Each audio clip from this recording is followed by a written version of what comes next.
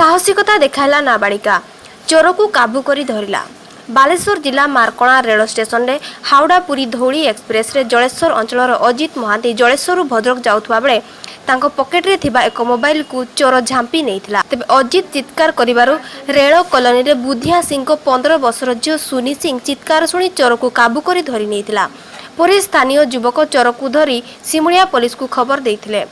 Police उत्यक्त चोर को उद्धार करी थाना को नहीं जाइथिला। प्रकाश थाउ कि नाबालिकार अदम्य साहसिकता साधारण रे भूयसी प्रशंसा करा जाइछि। कौन करी सुनी तो बापा ना बुधिया से घर कोठी रेलवे गला आज कौन है लगे सब लोक कहले मोबाइल नहीं साइड में जाके मारली। हाँ देख कौन कलु बेल्ट रे धरिक नहीं गई क्या धरलु से छुआ माने कौन से छुआ किए से कौन करथिला से छुआ से मोबाइल चोरी नहीं कर नहीं थिला तो अच्छा लोक हुरी कले मु सेठी धरनेली बेल्ट रे। अच्छा